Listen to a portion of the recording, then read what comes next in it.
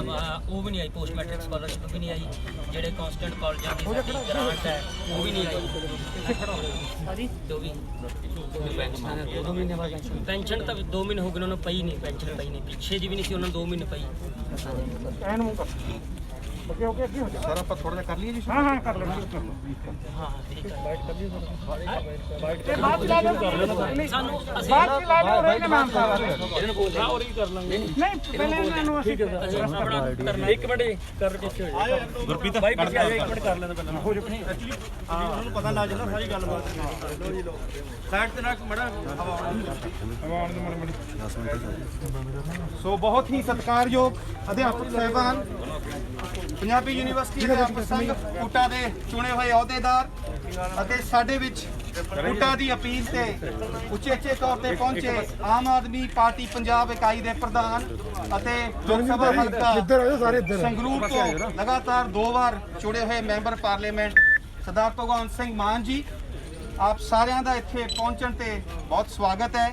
ਬਹੁਤ ਉਮੀਦ ਹੈ ਕਿ ਤੁਹਾਡੇ ਇਸ ਸਹਿਯੋਗ ਨਾਲ ਇਹ ਜਿਹੜਾ ਧਰਨਾ ਹੈ ਇਹਨੂੰ ਹੋਰ ਬਲ ਮਿਲੇਗਾ, ਇਹਨੂੰ ਹੋਰ ਸ਼ਕਤੀ ਮਿਲੇਗੀ।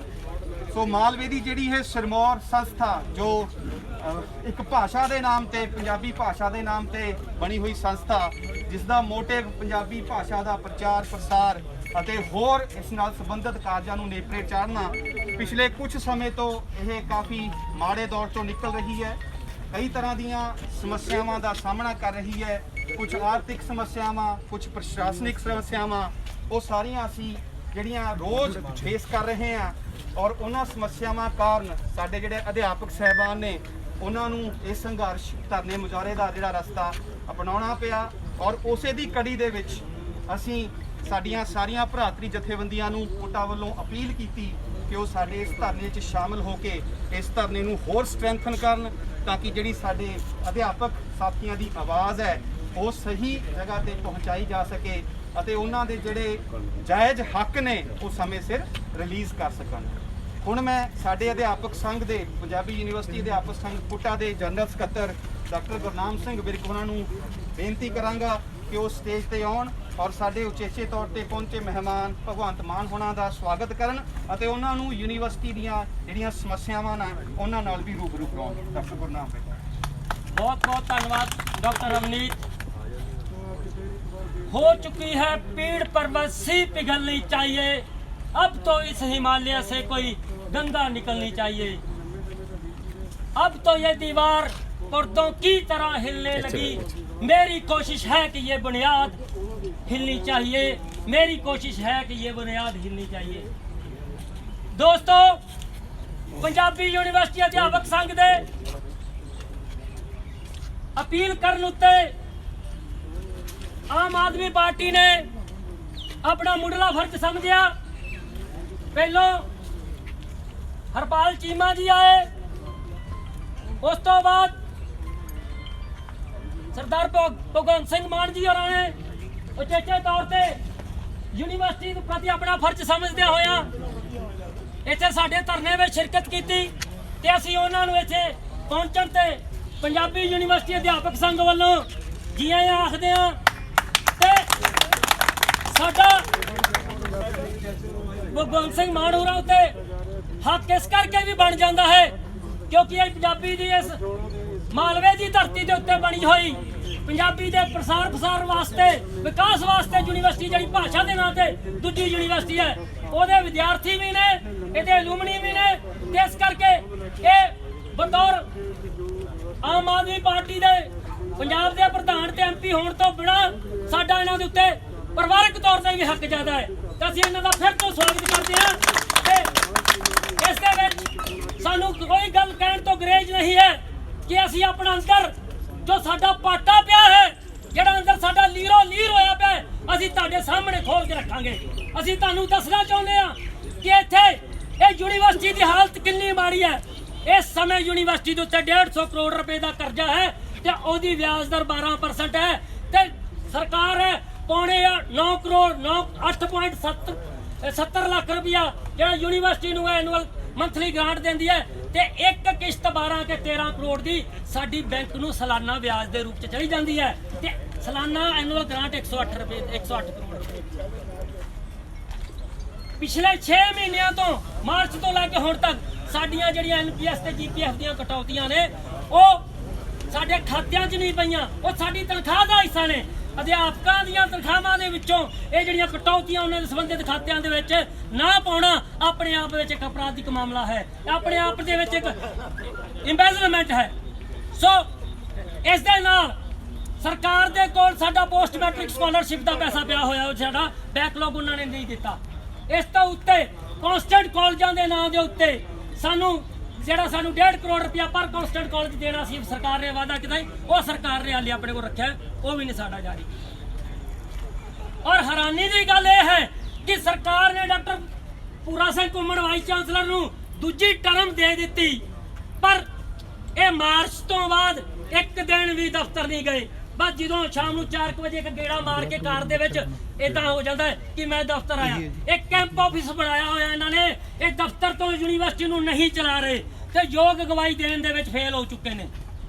ਇਹ ਦੂਜੀ ਟਰਮ ਦਾ ਅੱਜ ਇਹਨਾਂ ਦਾ 5ਵਾਂ ਦਿਨ ਹੈ ਤੇ ਉਦੋਂ ਦੇ ਹੀ ਧਰਨੇ ਮੁਜ਼ਾਹਰੇ ਮਾਰਚ ਦੇ ਵਿੱਚ ਅਸੀਂ ਲਗਾਤਾਰ 36 ਦਿਨ ਧਰਨਾ ਲਾਇਆ ਤੇ ਉਸ ਤੋਂ ਬਾਅਦ ਇਹਨਾਂ ਨੇ ਸਾਡੇ ਨਾਲ ਲਿਖਤ ਸਮਝੌਤਾ ਕੀਤਾ ਔਰ ਲਿਖਤ ਸਮਝੌਤੇ ਤੋਂ ਇਹ ਜਿਹੜੇ ਨੇ ਵਾਅਦਾ ਖਿਲਾਫੀ ਕਰਕੇ ਭੱਜ ਗਏ। ਹੁਣ ਅਧਿਆਪਕਾਂ ਦੇ ਹੱਕਾਂ ਦੀ ਗੱਲ ਹੈ, ਜੇ ਪੰਜਾਬੀ ਯੂਨੀਵਰਸਿਟੀ ਅਧਿਆਪਕ ਸੰਘ ਜੋ ਚੁਣੀ ਹੋਈ ਪੂਟਾ ਹੈ ਉਹ ਨਹੀਂ ਚੱਕੂਗੀ ਤੇ ਕੌਣ ਚੱਕੂਗਾ? ਔਰ ਅਸੀਂ ਇੱਕ ਹੋਰ ਗੱਲ ਕਹਿਣਾ ਚਾਹੁੰਦੇ ਹਾਂ, ਸਰਕਾਰ ਜਿਹੜੀ ਹੈ ਕਿਸੇ ਸਾਜ਼ਿਸ਼ ਤਹਿਤ ਜਿਵੇਂ ਪਟਿਆਲੇ ਦੇ ਵਿੱਚ ਇੱਕ ਸਪੋਰਟਸ ਯੂਨੀਵਰਸਿਟੀ ਤੇ ਚੰਡੀਗੜ੍ਹ ਦੇ ਕੋਲ ਕੋਈ ਬਿਨਾਂ ਸਰਵੇ ਕੀਤੇ ਪ੍ਰਾਈਵੇਟ ਯੂਨੀਵਰਸਿਟੀ ਬਣਾਉਣਾ ਚਾਹ ਰਹੀ ਹੈ। ਅਸੀਂ ਮੰਨਦੇ ਹਾਂ ਐਕਸਪੈਂਸ਼ਨਾਂ ਹੋਣੀਆਂ ਚਾਹੀਦੀਆਂ ਨੇ, ਵਿਕਾਸ ਹੋਣਾ ਚਾਹੀਦਾ ਹੈ, ਪਰ ਜਿਹੜੀਆਂ ਯੂਨੀਵਰਸਿਟੀਆਂ ਸਥਾਪਿਤ ਨੇ ਉਹਨਾਂ ਨੂੰ ਢਹਿ ਢੇਰੀ ਨਹੀਂ ਕਰਨਾ ਚਾਹੀਦਾ। ਉਹਨਾਂ ਸਥਾਪਿਤ ਯੂਨੀਵਰਸਿਟੀਆਂ ਨੂੰ ਹੋਰ ਬੁਲੰਦ ਕਰਨਾ ਚਾਹੀਦਾ ਹੈ, ਹੋਰ ਤਗੜਿਆ ਕਰਨਾ ਚਾਹੀਦਾ ਹੈ, ਉਹਦੀ ਬਾਹ ਫੜਨੀ ਚਾਹੀਦੀ ਹੈ। ਪੰਜਾਬ ਦੇ ਵਿੱਚ ਇਸ ਟਾਈਮ ਕੋਈ ਵੀ ਹਾਇਰ ਅਥਾਰਟੀ ਦਾ ਜਿਹੜਾ ਹੈ ਐਜੂਕੇਸ਼ਨ ਦਾ ਕਿਸ ਤਰੀਕੇ ਦਾ ਕੋਈ ਅਦਾਰਾ ਨਹੀਂ ਜਿਹੜਾ ਪ੍ਰਾਈਵੇਟ ਯੂਨੀਵਰਸਿਟੀਆਂ ਨੂੰ ਹੱਥ ਪਾ ਸਕੇ। ਜਿਹੜਾ ਅਮੀਰ ਵਿਦਿਆਰਥੀ ਹੈ, ਅਮੀਰ ਘਰਾਣੇ ਦੇ ਪ੍ਰਾਈਵੇਟ ਯੂਨੀਵਰਸਿਟੀਆਂ 'ਚ ਪੜ੍ਹ ਰਹੇ ਨੇ 2-3 ਲੱਖ ਰੁਪਈਆ ਦੇ ਕੇ ਫੀਸਾਂ, ਇਹ ਯੂਨੀਵਰਸਿਟੀ ਕੈਟਰ ਕਰਦੀ ਹੈ ਮਾਲਵੇ ਦੇ ਗਰੀਬ ਪਰਿਵਾਰ ਦੇ ਉਹਨਾਂ ਤਬਕੇ ਦੇ ਬੱਚਿਆਂ ਨੂੰ ਜਿਹੜੇ ਪ੍ਰਾਈਵੇਟ ਯੂਨੀਵਰਸਿਟੀਆਂ ਤੱਕ ਪਹੁੰਚ ਨਹੀਂ ਕਰ ਸਕਦੇ। ਇਹ ਯੂਨੀਵਰਸਿਟੀ ਆ ਜਿਹੜੀ ਉਹਨਾਂ ਦੀ ਮਿਆਰੀ ਸਿੱਖਿਆ ਦੇਣ ਲਈ ਉਹਨਾਂ ਨੂੰ ਕੈਟਰ ਕਰਦੀ ਹੈ, ਉਹਨਾਂ ਨੂੰ ਪੜ੍ਹਾਉਂਦੀ ਹੈ। ਔਰ ਇਸ ਯੂਨੀਵਰਸਿਟੀ ਦੇ ਵਿੱਚੋਂ ਬਹੁਤ ਵੱਡੇ ਵਿਦਵਾਨ, ਬਹੁਤ ਵੱਡੇ ਲੇਖਕ, ਬਹੁਤ ਵੱਡੇ ਚਿੰਤਕ ਜਿਹੜੇ ਨੇ, ਕਲਾਕਾਰ ਨੇ ਜਿਹੜੇ ਇਸ ਯੂਨੀਵਰਸਿਟੀ ਨੇ ਦਿੱਤੇ ਨੇ ਔਰ ਇਸ ਯੂਨੀਵਰਸਿਟੀ ਦਾ ਪੰਜਾਬੀ ਖੇਤਰ ਦੇ ਵਿੱਚ, ਪੰਜਾਬੀ ਜਗਤ ਦੇ ਵਿੱਚ ਨਾਂ ਹੈ। ਤਾਂ ਸੋ ਅਸੀਂ ਇੱਥੇ ਇਹ ਵੀ ਅਪੀਲ ਕਰਦੇ ਹਾਂ ਕਿ ਪੰਜਾਬੀ ਜਗਤ ਨੂੰ ਵਿੱਚ ਪੰਜਾਬੀ ਮਾਂ ਬੋਲੀ ਨੂੰ ਪਿਆਰ ਕਰਨ ਵਾਲੇ ਅਧਿਆਪਕ, ਕਰਮਚਾਰੀ, ਵਿਦਿਆਰਥੀ, ਖੋਜਾਰਥੀ, ਪੋਲੀਟੀਕਲ ਪਾਰਟੀਆਂ, ਵਿਰੋਧੀ ਧਿਰਾਂ, ਮੌਜੂਦਾ ਰਾਜਨੀਤਿਕ ਸਿਆਸੀ ਧਿਰਾਂ, ਜੋ ਕੋਈ ਵੀ ਪੰਜਾਬੀ ਜਗਤ ਨੂੰ ਮਾਂ ਬੋਲੀ ਨੂੰ ਪਿਆਰ ਕਰਦਾ ਉਹਨੂੰ ਇਹਦੇ ਵਿਹੜੇ 'ਚ ਆਉਣਾ ਪਵੇਗਾ, ਉਹਨੂੰ ਇੱਥੇ ਆ ਕੇ ਇਹਦੀ ਮਾਣ ਮਰਿਆਦਾ ਨੂੰ ਬਚਾਉਣਾ ਪਊਗਾ। ਜਿਵੇਂ ਪੰਜਾਬ ਦੀ ਕਿਸਾਨੀ ਖਤਰੇ 'ਚ ਹੈ, ਸਾਨੂੰ ਲੱਗ ਰਿਹਾ ਹੈ ਪੰਜਾਬੀ ਯੂਨੀਵਰਸਿਟੀ ਤੇ ਪੰਜਾਬੀ ਮਾਂ ਬੋਲੀ ਵੀ ਖਤਰੇ 'ਚ ਹੈ। ਇਹਦੇ ਲਈ ਸਾਨੂੰ ਇੱਕ ਜੋਰ ਇਕੱਠਿਆ ਹੋਣਾ ਪਊਗਾ, ਇਹਨੂੰ ਬਚਾਉਣਾ। ਔਰ ਸਰਕਾਰਾਂ ਦੀ ਬੇਰੁਖੀ ਦਾ ਨਤੀਜਾ ਹੈ ਕਿ ਸਾਡੇ ਦਾ ਹਾਲ ਕੀ ਹੈ, ਸਾਡਾ ਹਸ਼ਰ ਕੀ ਹੈ। ਅੱਜ ਯੂਨੀਵਰਸਿਟੀ ਦੇ ਵਿੱਚ ਅਰਾਜਕਤਾ ਦੀ ਸਥਿਤੀ ਹੈ। ਸਾਨੂੰ ਇਹ ਨਹੀਂ ਪਤਾ ਕੱਲ ਨੂੰ ਇਸ ਯੂਨੀਵਰਸਿਟੀ ਦੇ ਵਿੱਚ ਕਿਸੇ ਰਿਲਾਇੰਸ ਜਾਂ ਅੰਬੇ ਅੰਬਾਨੀ ਦਾ ਬੋਰਡ ਲੱਗ ਜਾਏ।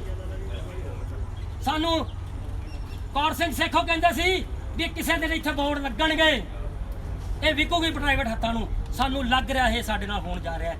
ਪਰ ਵਿਸ਼ਵਾਸ ਦਵਾਉਂਦੇ ਆ ਜਿੰਨੀ ਦੇਰ ਤੱਕ ਅਸੀਂ ਇਸ ਯੂਨੀਵਰਸਿਟੀ ਵਿੱਚ ਆ, ਜਿੰਨੀ ਦੇਰ ਤੱਕ ਤੁਹਾਡਾ ਸਾਥ ਹੈ ਸਾਨੂੰ, ਅਸੀਂ ਇਸ ਮਾਲਵੇ ਦੀ ਸਰਮੌਰ ਯੂਨੀਵਰਸਿਟੀ ਨੂੰ ਨਹੀਂ ਡੁੱਬਣ ਦਿਆਂਗੇ।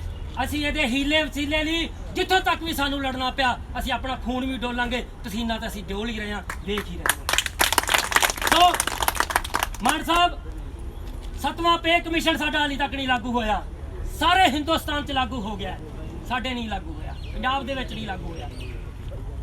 ਸਾਡੇ ਆ ਕੋਵਿਡ ਦੀ ਸਥਿਤੀ ਹੈ, ਚਲੋ ਠੀਕ ਹੈ, ਇਹ ਆਈ ਹੈ, ਚਲੀ ਜਾਏਗੀ, ਪਰ ਸਾਡੀਆਂ ਜਿਹੜੀਆਂ ਮੰਗਾਂ ਨੇ ਉਹਨਾਂ ਦੇ ਵਿੱਚ ਜਿੱਥੇ ਵਿੱਤੀ ਸੰਕਟ ਦੀ ਗੱਲ ਹੈ, ਉੱਥੇ ਨਾਲ ਨਾਲ ਯੂਨੀਵਰਸਿਟੀ ਦੇ ਵਿੱਚ ਪ੍ਰਸ਼ਾਸਨਿਕ ਸੁਧਾਰਾਂ ਦੀ ਵੀ ਲੋੜ ਹੈ।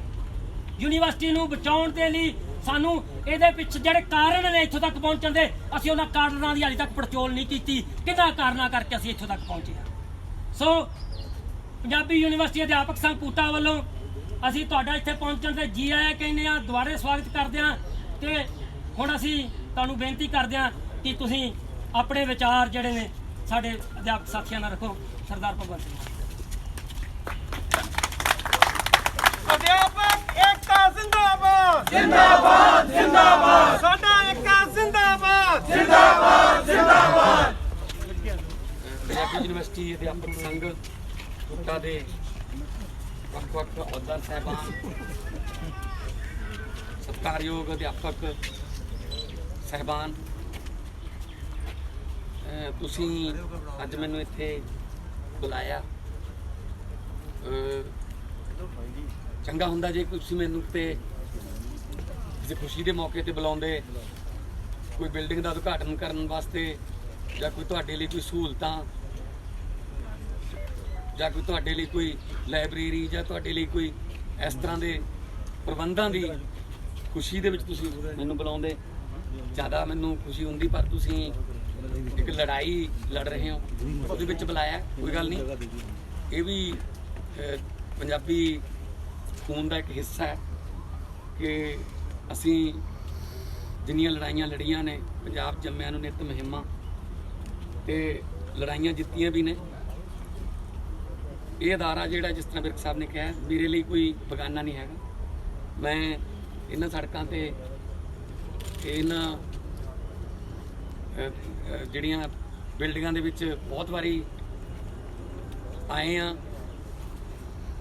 ਇੱਥੋਂ ਸ੍ਰੀ ਗੁਰੂ ਤੇਗ ਬਹਾਦਰ ਹਾਲ ਦੇ ਵਿੱਚ ਕੰਪੀਟੀਸ਼ਨ ਲੜਨ ਆਏ ਆ, ਬੜੇ ਮੈਡਲ ਜਿੱਤੇ ਨੇ। ਸ਼ਹੀਦ ਭਗਤ ਸਿੰਘ ਹੋਸਟਲ 'ਚ, ਹੋਮੀ ਭਾਭਾ ਹੋਸਟਲ 'ਚ ਰੋਟੀਆਂ ਖਾਧੀਆਂ ਨੇ। ਤੇ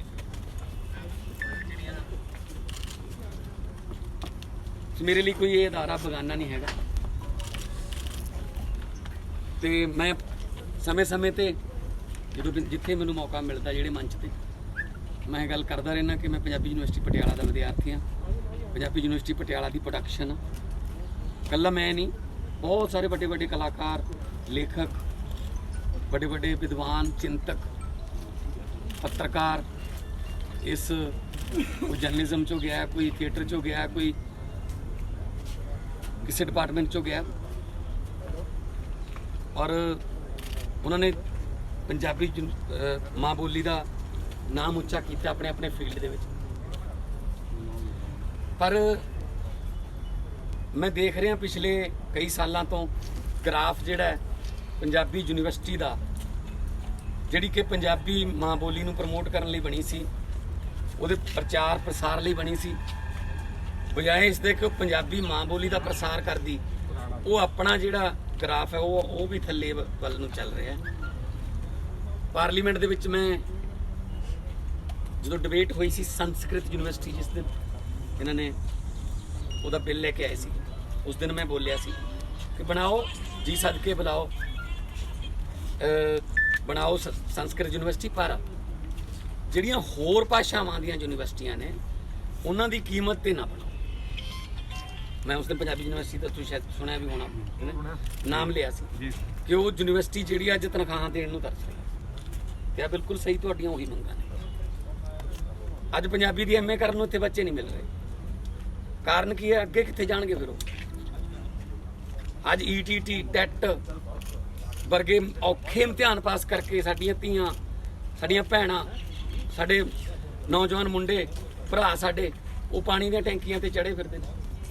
ਡਾਂਗਾ ਖਾਂਦੇ ਖਾਂਦੇ ਓਵਰਏਜ ਹੋ ਗਏ, ਮਤਲਬ ਧਰਨੇ ਦਿੰਦੇ ਦਿੰਦੇ ਓਵਰਏਜ ਹੋ ਗਏ। ਕੋਈ ਕਿਸੇ ਨੂੰ ਫਿਕਰ ਨਹੀਂ, ਵੱਡੇ ਵੱਡੀਆਂ ਕੋਠੀਆਂ 'ਚ ਬੈਠੇ ਨੇ। ਕੋਈ ਇਹ ਨਹੀਂ ਹੈਗਾ ਕਿ ਭਾਈ ਮੇਨ ਗੇਟ ਤੇ ਵੀ ਕੋਈ ਆਇਆ ਹੋਇਆ, ਕੋਈ ਆ ਕੇ ਮੰਗ ਪੱਤਰੀ ਫੜ ਲਓ, ਕੋਈ ਗੱਲ ਕਰ ਲਓ। ਇਕੱਲਾ ਇਹ ਗੇਟ ਨਹੀਂ ਬੰਦ ਹੈਗਾ। ਜਿਹੜੇ ਸਾਡੇ ਪੰਜਾਬ ਦੇ ਹੈੱਡ ਨੇ, ਸਿਸਮਾ ਫਾਰਮ ਹਾਊਸ ਦਾ ਗੇਟ ਉਹਨਾਂ ਦਾ ਵੀ ਬੰਦ ਹੈ ਜੀ,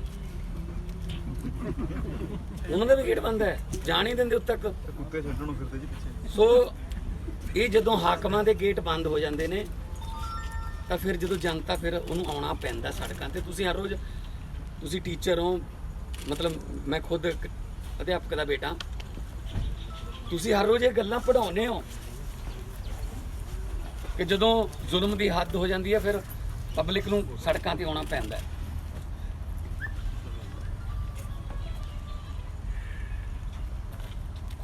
ਜਦੋਂ ਦੇਖੋ ਨੇਸ਼ਨ ਬਿਲਡਰ ਕਿਹਾ ਜਾਂਦਾ ਹੈ ਅਧਿਆਪਕ ਨੂੰ, ਨੇਸ਼ਨ ਬਿਲਡਰ ਜਦੋਂ ਕੁੱਟ ਖਾਂਦਾ ਹੈ ਪਟਿਆਲੇ ਪੁਲਿਸ ਤੋਂ, ਜਦੋਂ ਨੇਸ਼ਨ ਬਿਲਡਰ ਜਿਹੜਾ ਹੈ ਉਹ ਜਦੋਂ ਆਪ ਸੜਕਾਂ ਤੇ ਮੁਰਦਾਬਾਦ ਦੇ ਨਾਰੇ ਲਾਉਂਦਾ, ਫਿਰ ਉਹ ਨੇਸ਼ਨ ਨੂੰ ਕਿਵੇਂ ਬਿਲਡ ਕਰ ਲੂਗਾ? ਕੀ ਪੋਜ਼ਿਟਿਵਿਟੀ ਪੜਾਵਾਂਗੇ ਬੱਚਿਆਂ ਨੂੰ? ਕੁਛ ਨਹੀਂ ਬਦਲਿਆ ਪੰਜਾਬ 'ਚ, ਕੁਛ ਨਹੀਂ ਬਦਲਿਆ। ਬੇਰੁਜ਼ਗਾਰੀ ਦੇ ਮਾਰੇ ਵੀ ਉਹੀ ਨੇ। ਵੀ ਵਾਂਟ ਜਸਟਿਸ, ਸਾਡੀਆਂ ਮੰਗੀਆਂ ਪੂਰੀਆਂ ਕਰੋ, ਨਾਰੇ ਵੀ ਉਹੀ ਨੇ। ਖੁਦਕੁਸ਼ੀ ਸਾੜਨ ਵਾਲੀਆਂ ਅੱਗਾਂ ਵੀ ਉਹੀ ਨੇ, ਲੈਣ ਵਾਲੀਆਂ ਚੁੰਨੀਆਂ ਟਹਿਣ ਵਾਲੀਆਂ ਪੱਗਾਂ ਵੀ ਉਹੀ ਨੇ। ਵਿਰੋਧ ਕਰਨ ਵਾਸਤੇ ਲੈ ਕੇ ਵੀ ਉਹੀ ਝੰਡੇ ਕਾਲੇ ਜਾਣਾ ਪੈਂਦਾ ਹੈ। ਪੰਜਾਬੀਆਂ ਵਾਸਤੇ ਕੁਛ ਨਹੀਂ ਬਦਲਿਆ, ਸਿਰਫ ਇੱਕੋ ਚੀਜ਼ ਬਦਲੀ ਹੈ। ਪਹਿਲਾਂ ਲੋਕ ਡਾਂਗਾਂ ਖਾਣ ਲਈ ਬਠਿੰਡੇ ਜਾਂਦੇ ਸੀ, ਹੁਣ ਪਟਿਆਲੇ ਜਾਣਾ ਪੈਂਦਾ ਬਸ। ਉਹਦਾ ਕੁਝ ਨਹੀਂ ਬਦਲਿਆ ਜੀ, ਸ਼ਹਿਰ ਬਦਲ ਗਿਆ,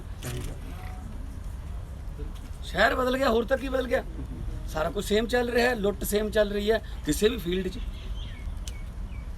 ਅਧਿਆਪਕ ਨੂੰ ਤਨਖਾਹ ਨਹੀਂ ਮਿਲ ਰਹੀ। ਅੱਛਾ ਜੀ, ਮੈਂ ਇੱਕ ਐਗਜ਼ਾਮਪਲ ਦਿੰਦਾ, ਮੈਂ ਕੋਈ ਰਾਜਨੀਤੀ ਕਰਨੀ ਆਇਆ।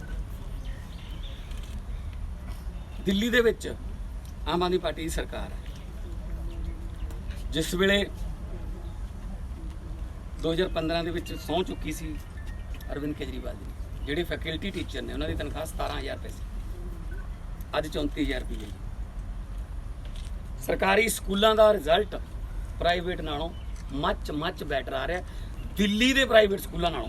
ਕੋਈ ਆਮ ਸਕੂਲ ਨਹੀਂ ਹੈਗੇ ਵੀ ਇੱਥੇ ਕਿਤੇ ਜਿਹੜੇ ਖੇਤਾਂ 'ਚ ਖੁੱਲੀ ਹੋਈਆਂ ਦੁਕਾਨਾਂ ਜੀਆਂ ਉਹ ਨੇ, ਨੋ। ਦਿੱਲੀ ਦੇ ਪ੍ਰਾਈਵੇਟ ਸਕੂਲ, ਦਿੱਲੀ ਦੇ ਸਰਕਾਰੀ ਟੀਚਰਾਂ ਦੇ ਵਫਦ 10 ਪ੍ਰਿੰਸੀਪਲ ਜਾਂ ਉਹਨਾਂ ਦੇ ਨਾਲ ਦੇ ਟੀਚਰਾਂ ਦਾ ਵਫਦ ਜਿਹੜਾ ਸਰਕਾਰ ਦਿੱਲੀ ਦੀ ਆਪਦੇ ਖਰਚੇ ਤੇ ਵੀਜ਼ਾ ਲਵਾ ਕੇ ਹੇਵਰਡ ਯੂਨੀਵਰਸਿਟੀ ਹਿਊਸਟਨ ਅਮਰੀਕਾ 'ਚ, ਆਕਸਫੋਰਡ ਯੂਨੀਵਰਸਿਟੀ ਲੰਡਨ ਤੇ ਸਿੰਗਾਪੁਰ ਦੀਆਂ ਯੂਨੀਵਰਸਿਟੀਆਂ 'ਚ ਲਿਜਾ ਕੇ ਉਹਨਾਂ ਨੂੰ ਪੜ੍ਹਾਈ ਦੀਆਂ, ਟੀਚਿੰਗ ਦੀਆਂ ਲੇਟੈਸਟ ਟੈਕਨੀਕ ਸਿਖਾ ਕੇ ਲਿਆਉਂਦੇ ਨੇ। ਦਿੱਲੀ ਦੇ ਸਰਕਾਰੀ ਸਕੂਲਾਂ 'ਚ ਪੇਰੈਂਟ ਟੀਚਰ ਮੀਟਿੰਗ ਹੁੰਦੀ ਹੈ ਜੀ, ਜਿਹੜੀ ਕਿ ਪਹਿਲਾਂ ਕਦੇ ਨਹੀਂ ਹੁੰਦੀ ਸੀ। ਇਸੇ ਕਰਕੇ ਦਿੱਲੀ ਦੇ ਜਿਹੜੇ ਟੀਚਰ ਨੇ ਉਹਨਾਂ ਵਾਸਤੇ ਇੱਕ ਰੂਲ ਬਣਾਤਾ ਕਿ ਪੜ੍ਹਾਈ ਤੋਂ ਬਿਨਾਂ ਹੋਰ ਕੁਝ ਨਹੀਂ ਕੰਮ ਲਿਆ ਜਾਊ ਉਹਨਾਂ ਤੋਂ। ਇੱਥੇ ਕੀ ਹੈ, ਪੜ੍ਹਾਈ ਤੋਂ ਬਿਨਾਂ ਬਾਕੀ ਸਾਰੇ ਕੰਮ ਲੈਂਦੇ। ਵੋਟਾਂ ਪਾਉਣੀਆਂ ਤਾਂ ਟੀਚਰ, ਵੋਟਾਂ ਗਿਣਨੀਆਂ ਤਾਂ ਟੀਚਰ, ਬਾਲਗ ਸਿੱਖਿਆ ਕੇਂਦਰ 'ਚ ਟੀਚਰ, ਚੂਹਿਆਂ ਦੀ ਗਿਣਤੀ 'ਚ ਟੀਚਰ। ਆ ਹੁਣ ਕਹਿੰਦੇ ਬਾਰਡਰ ਤੇ ਡਿਊਟੀ ਲਾਵਾਂਗੇ ਵੀ ਤੁਸੀਂ ਗਿਣਨੇ ਬੰਦੇ ਆਉਣੇ ਨੇ, ਸ਼ਰਾਬ ਦੀ ਐਂਟਰੀ ਉਹਦੀ ਤਾਂ ਟੀਚਰ। ਮਤਲਬ ਤਨਖਾਹ 44,000 ਤੋਂ ਘਟਾ ਕੇ 14,000 15,000 ਚ ਕਰਨਾ, ਕਰੋ ਨਹੀਂ ਨਾਲ ਸੀ ਐਂ ਕਹਿੰਦੇ ਨੇ, ਨਹੀਂ ਜਾਓ ਨਹੀਂ ਤੇ ਭਾਜੋ। ਸੋ ਮਤਲਬ ਜਿੱਥੇ ਐਜੂਕੇਸ਼ਨ ਦਾ ਬਜਟ ਘਟ ਰਿਹਾ ਹੋਵੇ, ਜਿੱਥੇ ਟੀਚਰਾਂ ਨੂੰ ਮਤਲਬ ਪੜ੍ਹਾਈ ਤੋਂ ਬਿਨਾਂ ਬਾਕੀ ਸਾਰੇ ਕੰਮ ਕਰਨ ਲਈ ਮਜਬੂਰ ਕੀਤਾ ਜਾਂਦਾ, ਉੱਥੇ ਕੀ ਉਮੀਦ ਕਰ ਲਓਗੇ ਤੁਸੀਂ? ਫਿਰ ਇਸੇ ਕਰਕੇ ਅਸੀਂ ਕੀ ਕਰਦੇ ਹਾਂ, ਸਾਡੇ ਬੱਚੇ ਕੀ ਕਰ ਰਹੇ ਨੇ, +2 ਕਰਕੇ ਮਾਪੇ ਵੀ ਕਹਿੰਦੇ ਨੇ ਚੱਲ ਪੁੱਤ 6.5 ਬੈਂਡ 7 ਬੈਂਡ ਚੱਲ ਪਾ ਜਾ, ਆਈਲੈਟਸ ਕਰਕੇ ਜਾ, ਜਹਾਜ਼ਾਂ ਦੇ ਜਹਾਜ਼ ਜਾ ਰਹੇ ਬਾਹਰ। ਇੱਥੇ ਅਸੀਂ ਸਾਡੇ ਕੋਲ ਕੋਈ ਦਿਖ ਨਹੀਂ ਰਿਹਾ, ਸਾਨੂੰ ਕੋਈ ਭਵਿੱਖ ਵੀ ਕੀ ਕਰਾਂਗੇ ਅਸੀਂ। ਬਾਅਦ 'ਚ 2 ਸਾਲਾਂ ਬਾਅਦ ਕਹੇ ਸਾਨੂੰ ਬੁਲਾ ਲਈ। ਸੋ ਅਸੀਂ ਤਾਂ ਪਲਾਇਨ ਕਰ ਰਹੇ ਹਾਂ। ਉਹ ਧਰਤੀ ਜਿਹੜੀ ਅੱਜ ਸ੍ਰੀ ਗੁਰੂ ਗ੍ਰੰਥ ਸਾਹਿਬ ਜੀ ਦਾ ਪ੍ਰਕਾਸ਼ ਪੁਰਬ, ਪਹਿਲਾ ਪ੍ਰਕਾਸ਼ ਪੁਰਬ, ਉਹ ਧਰਤੀ ਜਿਹੜੀ ਗੁਰੂਆਂ ਦੀ ਬਾਣੀ ਵਾਲੀ ਧਰਤੀ, ਸਰਬੱਤ ਦਾ ਭਲਾ ਮੰਗਣ ਵਾਲੀ ਧਰਤੀ, ਸ਼ਹੀਦ ਆਜ਼ਮ ਭਗਤ ਸਿੰਘ ਹੋਰਾਂ ਦੀ ਧਰਤੀ, ਬਾਬਾ ਫਰੀਦ ਦੀ ਧਰਤੀ, ਗੁਰੂ ਨਾਨਕ ਦੇਵ ਜੀ ਧਰਤੀ ਆ, ਉਹਨੂੰ ਅਸੀਂ ਛੱਡ ਕੇ ਭੱਜ ਰਹੇ। ਕਾਰਨ ਹਾਕਮ ਜਿਹੜੇ ਮੂਹਰੇ ਲਾਏ ਸੀ, ਦੇਖੋ ਡੱਬਿਆਂ ਦਾ ਕੋਈ ਕਸੂਰ ਨਹੀਂ ਹੁੰਦਾ, ਡੱਬੇ ਤਾਂ ਉਧਰ ਹੀ ਜਾਂਦੇ ਜਿਹਦੇ ਇੰਜਣ ਲੈ ਕੇ ਜਾਂਦੇ। ਇੰਜਣ ਹੀ ਹੁਣ 80-90 ਸਾਲ ਪੁਰਾਣੇ ਲਾਈ ਬੈਠੇ, ਹੁਣ ਕਰੀਏ ਕੀ? ਫਿਰ ਹੁਣ ਤਾਂ ਕੋਲਿਆਂ ਵਾਲੇ ਵੀ ਨਹੀਂ ਰਹੇ, ਹੁਣ ਤਾਂ ਡੀਜ਼ਲ ਵਾਲੇ ਵੀ ਬੰਦ ਹੋ ਗਏ, ਗੈਸ ਵਾਲੇ ਆ ਗਏ, LPG ਵਾਲੇ। ਇੰਜਣ ਬਦਲਨੇ ਪੈਣਗੇ ਜੀ, ਪੁਰਾਣੇ ਇੰਜਣ ਲਾਏ ਬੈਠੇ ਆ, ਦੇਖੋ ਆ ਬੈਠੇ ਆ। ਅਬ ਤੁਸੀਂ ਤਾਂ ਡੱਬੇ ਹੋ, ਜਿੱਦ ਨੂੰ ਇੰਜਣ ਹੀ ਨਹੀਂ ਹੈਗਾ, ਹੁਣ ਡੱਬੇ ਕਿੱਧਰ ਜਾਣਗੇ ਦੱਸੋ? ਸਾਡਾ ਤਾਂ ਇੰਜਨ ਵੀ ਬੰਦ ਹੋ ਗਿਆ। ਉਹੀ ਹੈ ਨਾ, ਉਹ ਇੰਜਣ ਮਾਰਚ ਤੋਂ ਨਹੀਂ ਨਿਕਲਿਆ ਤੇ ਤੁਸੀਂ ਕਿੱਥੇ ਜਾਓਗੇ? ਸੋ ਇਸ ਕਰਕੇ ਇਹ ਯੋਗ ਅਗਵਾਈਆਂ ਜਿਹੜੀਆਂ ਨੇ ਉਹਨਾਂ ਦੀ ਘਾਟ ਹੈ। ਜਦੋਂ ਪੈਨਸ਼ਨਰ ਨੂੰ 2-2 ਮਹੀਨੇ ਉਹਨਾਂ ਦੀ ਪੈਨਸ਼ਨ ਨਾ ਪਵੇ, ਉਹਦਾ ਖਰਚਾ ਕੌਣ ਚਲਾਊਗਾ? ਪੋਸਟ ਮੈਟ੍ਰਿਕ ਸਕਾਲਰਸ਼ਿਪ ਹੈ, ਉੱਥੇ ਗੱਲ ਕਰਦੇ ਆ ਉਹ ਕਹਿੰਦੇ ਅਸੀਂ ਦੇਤੀ ਸਰਕਾਰ, ਇੱਥੇ ਗੱਲ ਕਰਦੇ ਆ ਕਹਿੰਦੇ ਆਈ। ਕਿਤੇ ਨਾ ਕਿਤੇ ਆ ਜਾਂਦੀ ਹੈ, ਉਹਨੂੰ ਕਿਤੇ ਨਾ ਕਿਤੇ ਇੱਧਰ ਉੱਧਰ ਡਾਈਵਰਟ ਸਕੂਲਾਂ ਕਾਲਜਾਂ ਦੀ ਸਟੂਡੈਂਟਾਂ ਨਾਲ ਲੜਾਈ ਕਰਾਤੀ, ਉਹ ਸਰਟੀਫਿਕੇਟ ਨਹੀਂ ਦਿੰਦੇ ਜੀ ਕਿ ਸਾਡੇ ਪੈਸੇ ਨਹੀਂ ਆਏ। ਉਹਨਾਂ ਸਟੂਡੈਂਟਾਂ ਦਾ ਕੀ ਕਸੂਰ ਹੈ ਚ? ਸਾਡੇ ਕੋਲੇ ਹਰ ਰੋਜ਼ ਆਉਂਦੇ ਨੇ ਉੱਥੇ ਬੱਚੇ ਵੀ ਸਾਡਾ ਉਹ ਦਵਾ ਦਿਓ ਜੀ ਸਰਟੀਫਿਕੇਟ, DMC ਵਗੈਰਾ ਸਾਰੇ। ਸੋ ਤਾਣਾ ਬਾਣਾ ਉਲਝਿਆ ਪਿਆ। ਤੁਸੀਂ ਹੈਰਾਨ ਹੋਵੋਗੇ, ਜਿਹੜਾ ਕੁਦਰਤੀ ਆਫਤਾਂ ਦਾ ਫੰਡ ਹੈ, ਡਿਜ਼ਾਸਟਰ ਮੈਨੇਜਮੈਂਟ ਫੰਡ, ਜਿਹੜੇ ਹੁਣ ਇਹ ਮੋਬਾਈਲ ਫੋਨ ਵੰਡਣ ਲੱਗੇ, ਉਹਦੇ ਚੋਂ ਲਏ ਆ ਜੀ ਪੈਸਾ। ਤੇ ਮੋਬਾਈਲ ਫੋਨ ਤੇ ਕੁਦਰਤੀ ਆਫਤ ਦਾ ਕੀ ਸੰਬੰਧ ਹੈ ਜੀ? ਸੰਬੰਧ ਕਿਵੇਂ ਬਣਾਇਆ? ਕਹਿੰਦੇ ਵੀ ਕਰੋਨਾ ਨਾਂ ਦੀ ਕੁਦਰਤੀ ਆਫਤ ਆ ਗਈ, ਉਹਦੇ ਕਰਕੇ ਸਕੂਲ ਬੰਦ ਹੋ ਗਏ, ਬੱਚਿਆਂ ਨੂੰ ਆਨਲਾਈਨ ਪੜਾਉਣਾ ਪੈ ਰਿਹਾ। ਬਹੁਤ ਸਾਰੇ ਬੱਚਿਆਂ ਕੋਲੇ ਸਮਾਰਟਫੋਨ ਨਹੀਂ ਹੈਗੇ ਆਨਲਾਈਨ ਵਾਲੇ, ਉਹ ਲੈਣੇ ਨੇ, ਲਿਆਓ ਜੀ ਪੈਸੇ। ਕੁਦਰਤੀ ਆਫਤ ਚ ਡਰਾਈਵਰ ਕਰ ਲਿਆ 96 ਕਰੋੜ ਰੁਪਏ। ਸੋ ਤੁਸੀਂ ਕਹਿੰਦੇ ਹੋ ਕਿ ਮਾਰਚ ਤੋਂ ਬਾਹਰ ਨਹੀਂ ਨਿਕਲੇ, ਠੀਕ ਹੈ, ਆਦਤਾਂ ਫਿਰ ਜਮੇ ਮਿਲਦੀਆਂ ਨੇ, ਉਹ ਪਰਲੇ ਮਹਿਲਾਂ ਵਾਲੇ ਨਾਲ ਉਹ ਵੀ ਨਹੀਂ ਨਿਕਲੇ, ਉਹ ਵੀ ਨਹੀਂ ਨਿਕਲੇ, ਉਹ ਵੀ ਮਾਰਚ 'ਚ ਨਿਕਲੇ ਸੀ। ਪਹਿਲਾਂ ਅਸੀਂ ਕੈਪਟਨ ਲੱਭੋ ਪ੍ਰੋਗਰਾਮ ਤਹਿਤ ਗਏ, ਸਾਨੂੰ ਜਾਣ ਨਹੀਂ ਦਿੱਤਾ ਕਿ ਗ੍ਰਿਫਤਾਰ ਕਰਕੇ ਅੰਦਰ ਲੈ। ਹੁਣ ਸੈਸ਼ਨ ਬੁਲਾਇਆ। ਦੇਖੋ ਪੰਜਾਬੀ ਯੂਨੀਵਰਸਿਟੀ ਦੀਆਂ ਬਹੁਤ ਸਾਰੀਆਂ ਸਮੱਸਿਆਵਾਂ ਡਿਬੇਟੇਬਲ ਨੇ ਸੈਸ਼ਨ 'ਚ, ਕਿਉਂਕਿ ਸਟੇਟ ਨਾਲ ਰਿਲੇਟਡ ਮੁੱਦਾ ਹੈ, ਸੈਸ਼ਨ ਦੇ ਵਿੱਚ ਉਠਾਉਣਾ ਚਾਹੁੰਦੇ ਹਾਂ। ਕਰੋਨਾ ਜਿਹੜਾ ਉਹ ਬੇਲਗਾਮ ਹੋਇਆ ਪਿਆ, ਮੰਤਰੀ ਮਿਨਿਸਟਰ ਵੀ ਆਉਣ ਲੱਗੇ ਵਿੱਚ, ਉਹਦੇ ਬਾਰੇ ਮੁੱਦਾ ਉਠਾਉਣਾ। ਜ਼ਹਿਰੀਲੀ ਸ਼ਰਾਬ ਨੇ 150 ਬੰਦਾ ਮਾਰਤਾ ਉੱਥੇ, ਅੰਨੇ ਕਰਤੇ 200-300 ਤੋਂ ਵੱਧ, ਮਾਝੀ ਕਰਤੀ ਤੇ ਉਹਦੇ ਬਾਰੇ ਡਿਬੇਟ ਕਰਨੀ। ਆਰਡੀਨੈਂਸ ਸਾਰੇ ਨੇ ਖੇਤੀ ਦੇ, ਸਾਡੀ ਖੇਤੀ ਨੂੰ ਖੋਹ ਕੇ ਲੈ ਕੇ ਜਾ ਰਹੇ, ਰਾਜਾਂ ਦੇ ਅਧਿਕਾਰਾਂ ਤੇ ਡਾਕਾ ਵੱਜ ਰਿਹਾ, ਉਹਦੇ ਬਾਰੇ ਡਿਬੇਟ ਕਰਨੀ ਚਾਹੁੰਦੇ ਹਾਂ। ਹੈ ਜੀ, ਥਰਮਲ ਪਲਾਂਟ ਬੰਦ ਕਰਤੇ, ਉਹਦੇ ਬਾਰੇ ਡਿਬੇਟ ਕਰਨੀ ਚਾਹੁੰਦੇ ਹਾਂ। ਤੇ ਵਿਧਾਨ ਸਭਾ ਸੈਸ਼ਨ ਬੁਲਾਓ ਜੀ, ਕਹਿੰਦੇ ਬੁਲਾ ਲਿਆ ਜੀ 28 ਅਗਸਤ ਨੂੰ, ਇੱਕ ਦਿਨ 11 ਵਜੇ ਸ਼ੁਰੂ ਹੋਊਗਾ, 11:30 ਵਜੇ ਤੱਕ ਸ਼ਰਧਾਂਜਲੀਆਂ ਨੇ, 1 ਵਜੇ ਦੀ ਲੰਚ, 3 ਤੋਂ 5 ਫਿਰ ਕਹਿੰਦੇ ਸਤਿ ਸ਼੍ਰੀ ਅਕਾਲ। 4 ਘੰਟਿਆਂ 'ਚ ਤੁਸੀਂ ਪੰਜਾਬ ਦੇ ਮਸਲੇ ਡਿਸਕਸ ਕਰ ਲਓ। ਜੇ ਤੁਸੀਂ ਮਲਟੀਪਲੈਕਸ ਕੋਈ ਫਿਲਮ ਦੇਖਣੀ ਜਾਣਾ ਹੋਵੇ, 12 ਤੋਂ 3 ਵਾਲੀ ਟਿਕਟ ਲਈ ਹੋਵੇ, 11 ਵਜੇ ਘਰੋਂ ਤੁਰਦੇ ਹੋ, ਉੱਥੇ ਜਾ ਕੇ ਫਿਰ ਸਿਨੇਮੇ 'ਚ ਜਾ ਕੇ 3 ਵਜੇ 3:30 4 ਵਜੇ ਘਰੇ ਆਉਂਦੇ ਹੋ, 5 ਘੰਟੇ ਤਾਂ ਫਿਲਮ ਦੇਖਣ ਤੇ ਲੱਗ ਜਾਂਦੇ ਆ। ਤੇ ਪੰਜਾਬ ਦੇ ਮਸਲਿਆਂ ਨੂੰ ਇੱਕ ਮੂਵੀ ਸ਼ੋਅ ਤੋਂ ਵੀ ਘੱਟ ਮੰਨਦੇ ਆ। ਹੱਦ ਹੈ, ਮਤਲਬ ਡਿਸਕਸ ਕਿਉਂ ਨਹੀਂ ਕਰਦੇ ਬਈ? ਤੇ ਕੱਲ ਰਾਤ ਡਿਬੇਟ ਚੱਲ ਰਹੀ ਸੀ, ਉਹ 'ਚ ਕੈਪਟਨ ਸਾਹਿਬ ਦੇ ਜਿਹੜੇ OSD ਨੇ, ਕੈਪਟਨ ਸੰਦੀਪ ਸੰਧੂ, ਉਹ ਕਹਿੰਦੇ ਵਿਧਾਨ ਸਭਾ ਦੀ ਕੀ ਲੋੜ ਹੈ, ਟੈਲੀਵਿਜ਼ਨ ਤੇ ਡਿਬੇਟ ਹੋ ਤਾਂ ਜਾਂਦੀ ਹੈ, ਲੈ ਤੇ ਫਿਰ MLA ਚੁਣਨ ਦੀ ਕੀ ਲੋੜ ਹੈ, ਕਾਹਦੇ ਵਾਸਤੇ ਵੋਟਾਂ ਪਾਉਣੇ ਤੁਸੀਂ? ਸੋ ਇਹ ਸੱਚਾਈਆਂ ਤੋਂ ਭੱਜ ਰਹੇ ਨੇ, ਜਿੰਨੇ ਵੀ ਅਧਿਕਾਰੀਗਣ ਨੇ ਉਹ ਸੱਚਾਈ ਦਾ ਸਾਹਮਣਾ ਕਰਨ ਤੋਂ ਭੱਜ ਰਹੇ ਨੇ, ਕਿਉਂਕਿ ਉੱਥੇ ਡਿਬੇਟ ਹੋਊਗੀ, ਵਿਰੋਧੀ ਪਾਰਟੀਆਂ ਸਵਾਲ ਚੱਕਣਗੀਆਂ, ਉਹਦਾ ਜਵਾਬ ਦੇਣਾ ਪਊਗਾ, ਜਵਾਬ ਹੈ ਨਹੀਂ। ਸੋ ਜਿੰਨੀਆਂ ਵੀ, ਜਿਵੇਂ ਮੈਂ ਤਾਂ ਪਹਿਲਾਂ ਵੀ ਕਿਹਾ ਸੀ ਕਿ ਜਿਹੜੀ ਪੰਜਾਬੀ ਯੂਨੀਵਰਸਿਟੀ ਹੈ ਉਹ ਕਰਜ਼ਾਈ ਹੋਈ ਪਈ ਹੈ, ਕਰਜ਼ਾ ਜਿਹੜਾ ਉਹਦੀਆਂ ਕਿਸ਼ਤਾਂ ਉਹਦੇ ਵਿੱਚ ਹੀ ਸਾਰਾ ਕੁਝ ਚਲਿਆ ਜਾਂਦਾ, ਕਰਜ਼ੇ ਦੀਆਂ ਕਿਸ਼ਤਾਂ 'ਚ। ਇਹੀ ਹਾਲ ਉੱਧਰ ਹੈ ਸਰਕਾਰ ਦਾ, ਠੀਕ ਹੈ ਜੀ। ਹਰ ਚੀਜ਼, ਜਿਹੜੀ ਵੀ ਚੀਜ਼ ਸਰਕਾਰੀ ਹੈ ਨਾ, ਉਹਨੂੰ ਖਤਮ ਕਰਨ ਲੱਗੇ ਹੋਏ ਨੇ। ਸਰਕਾਰੀ ਸਕੂਲ ਖਤਮ, ਪ੍ਰਾਈਵੇਟ ਖੋਲ੍ਹਤੀਆਂ ਦੁਕਾਨਾਂ, ਆਪਦੇ ਜਵਾਕਾਂ ਨੂੰ ਪੜ੍ਹਾਉਣਾ ਪੜ੍ਹਾਓ, ਇੰਨੇ ਪੈਸੇ ਦੇ ਕੇ ਨਹੀਂ ਤਾਂ ਪੜ੍ਹਾ। ਸਰਕਾਰੀ ਬੱਸਾਂ ਖਤਮ, ਪ੍ਰਾਈਵੇਟ ਚੱਲਦੀਆਂ ਨੇ, ਬੰਦੇ ਮਾਰਦੀਆਂ ਫਿਰਦੀਆਂ ਨੇ, ਬੜੀਆਂ ਬੜੀਆਂ ਸ਼ੀਸ਼ਿਆਂ ਜਾਣੀਆਂ, ਜੇ ਉਹਨੇ ਚੜ੍ਹਨਾ ਚੜ੍ਹੋ, ਨਹੀਂ ਤਾਂ ਆਪਦਾ ਧੱਕੇ ਖਾਓ। ਸਰਕਾਰੀ ਹਸਪਤਾਲ ਖਤਮ, ਪ੍ਰਾਈਵੇਟ ਖੋਲ੍ਹਤੇ ਸ਼ੀਸ਼ਿਆਂ ਵਾਲੇ, ਪਹਿਲਾਂ 5 ਲੱਖ ਰੁਪਏ ਭਰਾਉਂਦੇ ਨੇ, ਜੇ ਇਲਾਜ ਕਰਾਉਣਾ ਕਰਾਓ, ਨਹੀਂ ਮਰੋ। ਸਰਕਾਰੀ ਸੜਕਾਂ ਖਤਮ, ਜਿਹੜੀ ਮਰਜ਼ੀ ਸੜਕ ਤੇ ਜਾਓ, ਨਾਕਾ ਲੱਗਿਆ ਹੋਇਆ, ਖੱਬੇ ਮੁੜ ਜਾਓ, ਸੱਜੇ ਮੁੜ ਜਾਓ, ਲਿਆਓ ਜੀ ਇੰਨੇ ਪੈਸੇ। ਆ ਵੀ ਤੁਹਾਡੀ ਬਿਲਕੁਲ ਸਾਹਿਬ ਦੀ ਸਹੀ ਗੱਲ ਹੈ, ਇੱਥੇ ਫੱਟੇ ਅੰਬਾਨੀਆਂ ਡਾਨੀਆਂ ਦੇ ਲੱਗਣਗੇ, ਕਿਉਂਕਿ ਹੌਲੀ ਹੌਲੀ ਇਹਨੂੰ ਖਤਮ ਕਰਕੇ, ਇਹਨੂੰ ਘਾਟੇ 'ਚ ਦਿਖਾ ਕੇ, ਇਹਨੂੰ ਲਾਇਬਿਲਿਟੀ ਬਣਾ ਕੇ, ਇਹਨੂੰ ਫਿਰ ਪ੍ਰਾਈਵੇਟ ਹੱਥਾਂ 'ਚ ਪਹਿਲਾਂ 49% ਕਰ ਲੈਣਗੇ, ਜਿਵੇਂ ਉਹ ਕਰੀ ਜਾਂਦਾ ਤਾਂ ਮੋਦੀ FDI, ਠੀਕ ਹੈ ਨਾ, ਬਾਅਦ 'ਚ ਉਹਨੂੰ 63% 67% ਤੇ ਲਿਜਾ ਕੇ। ਰੇਲਵੇ ਪ੍ਰਾਈਵੇਟ ਆ ਰਹੀ ਹੈ, ਰਿਲਾਇੰਸ ਰੇਲਵੇ ਆ ਰਹੀ ਹੈ 2023 'ਚ। ਏਅਰਪੋਰਟਾਂ ਵਾਲਾ ਕੱਲ ਪਰਸੋਂ ਹੋ ਜਾਣਾ ਡਿਸਕਸ, ਸਾਰੇ ਏਅਰਪੋਰਟ ਵੇਚਤੇ, ਏਅਰਪੋਰਟ ਗਏ ਹਾਂਜੀ, LIC ਵੇਚਤੀ, ਭੇਲ ਵੇਚਤੀ, ਕੀ ਰਹਿ ਕੀ ਗਿਆ ਜੀ? ਚਾਹ ਵੇਚਣ ਵਾਲੇ ਨੂੰ ਬਣਾ ਬੈਠੇ, ਉਹਨੇ ਮੁਲਕ ਹੀ ਵੇਚਤਾ। ਸੋ ਇਸ ਕਰਕੇ ਇੱਛਾ ਸ਼ਕਤੀ ਦੀ ਜਿਹੜੀ ਕਮੀ ਹੈ, ਦੇਸ਼ ਦੀ ਧਰਤੀ ਦਾ ਕੋਈ ਕਸੂਰ ਨਹੀਂ, ਲੋਕਾਂ ਦਾ ਕੋਈ ਕਸੂਰ ਨਹੀਂ। ਬੜੇ ਮਿਹਨਤੀ ਲੋਕ ਨੇ ਪੂਰੀ ਦੁਨੀਆ 'ਚ, ਪੰਜਾਬੀ ਪੂਰੀ ਦੁਨੀਆ 'ਚ ਕਾਮਯਾਬ ਨੇ, ਪੰਜਾਬ 'ਚ ਫੇਲ ਨੇ। ਕੀ ਗੱਲ ਜੀ? ਕਾਰਨ ਉਹੀ ਕਿ ਸਾਨੂੰ ਸਿਸਟਮ ਇੱਥੇ ਕੰਮ ਨਹੀਂ ਕਰਦਾ, ਸਾਨੂੰ ਸਿਸਟਮ ਇੱਥੇ ਤਰੱਕੀ ਨਹੀਂ ਕਰਦਾ।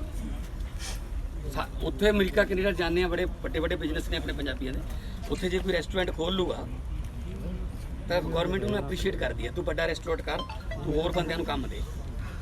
ਇੱਥੇ ਖੋਲ ਲੋ ਢਾਬਾ, ਤਾਂ 10 ਕਾਰਾਂ 2 ਟਰੱਕ ਖੜਨ ਲੱਗੇ, ਉਹਦੀਆਂ ਆ ਜਾਣਗੇ ਹਿੱਸਾ ਪਾ ਸਾਡਾ। ਕੀ ਕਰੋਗੇ? ਹੈ ਖੋਲ ਕਿਵੇਂ ਲਿਆ ਤੂੰ, ਤਰੱਕੀ ਕਿਵੇਂ ਕਰ ਲਈ, ਸਾਨੂੰ ਪੁੱਛੇ ਨਾ। ਸੋ ਇਸ ਕਰਕੇ ਇਹ ਤੁਹਾਡੀਆਂ ਮੰਗਾਂ ਜਿਹੜੀਆਂ ਨੇ ਮੈਂ ਸਾਰੀਆਂ ਪੜ੍ਹੀਆਂ ਨੇ, ਮੈਂ ਸਾਰੀਆਂ ਪੜ੍ਹ ਲਈਆਂ ਤੁਹਾਡੀਆਂ ਮੰਗਾਂ। ਭਾਵੇਂ ਉਹ ਤੁਹਾਡੇ GPF ਵਾਲੀ ਕਟੌਤੀ ਹੈ, ਭਾਵੇਂ ਉਹ ਰਜਿਸਟਰਾਰ ਦੀ ਤੇ ਪ੍ਰੀਖਿਆ ਕੰਟਰੋਲਰ ਦੀ ਜਿਹੜੀ ਤੇ ਫਾਈਨੈਂਸਰ ਦੀ ਜਿਹੜੀ ਪੋਸਟ ਹੈ, ਉਹਨੂੰ ਐਡ ਦੇ ਕੇ ਬਕਾਇਦਾ ਟੈਲੈਂਟਡ ਬੰਦੇ, ਡਿਜ਼ਰਵਿੰਗ ਬੰਦੇ ਉੱਤੇ ਰੱਖੋ, ਨਾ ਕਿ ਆਪਣੇ ਚਹੇਤਿਆਂ ਨੂੰ ਵੰਡੀਆਂ ਜਾਣ ਉਹ। ਸੋ ਕਰਮਚਾਰੀ ਮੇਰੇ ਖਿਆਲ ਚ ਨਾਨ ਟੀਚਿੰਗ ਸਟਾਫ ਉਹਦੇ ਬੈਠੇ, ਰਜਿਸਟਰ ਆਫਿਸ ਬੈਠੇ। ਹਾਂ, ਮੈਂ ਉੱਥੇ ਵੀ ਜਾ ਕੇ। ਸੋ ਮਤਲਬ ਇਹ ਕਿ ਇੱਕ ਅਦਾਰਾ ਜਿਹੜਾ ਉਹ